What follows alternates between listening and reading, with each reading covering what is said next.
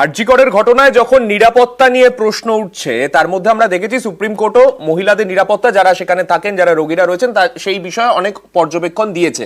একটা হাসপাতালের ছবি দেখাবো, সেখানে মেল ওয়ার্ডের মধ্যে, ফিমেল ওয়ার্ডের মধ্যে পুরুষরা ঢুকছেন। শুধুমাত্র ঢোকা নয়, সেখানেই তাদের আড্ডা চলছে, সেখানেই তারা থেকে যাচ্ছেন, সেখানের বিছানায় শুয়ে পড়ছেন। সেই অভিযোগ জানিয়েও হাসপাতাল কর্তৃপক্ষ সেই বিষয়ে দেখে অভিযোগ জানিয়েও কোনো লাভ হচ্ছে না বলে দাবি। এটা তো মহিলা ওয়ার্ড, আপনি এভাবে শুয়ে আছেন কেন? এটা তো মহিলা ওয়ার্ড, আপনি এভাবে এর মধ্যে শুয়ে আছেন কেন? হ্যাঁ, এইভাবে রুগীর কাছে এসে বসে আছেন? আমরা রুগীর হেল্প করতে এসেছি। তো মহিলা ওয়ার্ড এইভাবে থাকা যায় ঘন্টার পর ঘন্টা? না না, ঘন্টা ঘন্টা তাহলে থাকা আপনি বসে আছেন কিভাবে? বসে চলে যাবো। এভাবে তো থাকা ঠিক না। সরকারি হাসপাতালগুলোতে ফিমেল ওয়ার্ড বা যারা চিকিৎসকরা রয়েছেন তাদের নিরাপত্তা সুনিশ্চিতকরণের যখন কথা উঠছে, তখন কুলতলির হাসপাতালে দেখা যাচ্ছে এই ছবি। আমাদের সঙ্গে আমাদের প্রতিনিধি অর্পণ রয়েছেন।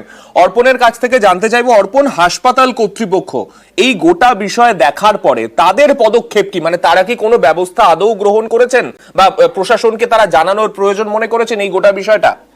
দেখো, এই হাসপাতালের যা চিত্র উঠে এসেছে, এটা প্রায় ঘন্টা দুয়েকের ছবি। কিন্তু যেটা স্বাস্থ্যকর্মী যারা রয়েছেন, নার্সরা রয়েছেন, তারা বলছেন এখানে নিরাপত্তার অভাব রয়েছে দীর্ঘদিনের।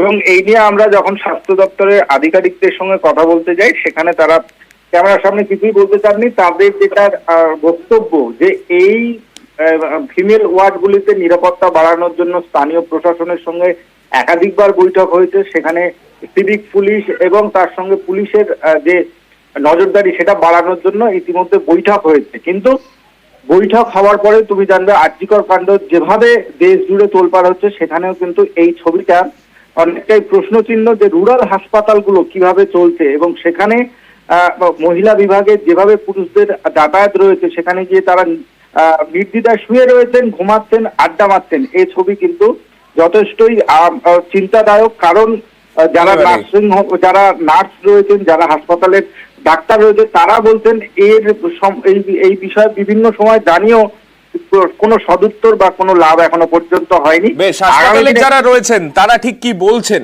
শোনাবো। হসপিটালে কোনো সিসি ক্যামেরা নেই, যখন তখন বহিরাগত ঢুকে পড়ে, কি বলবেন?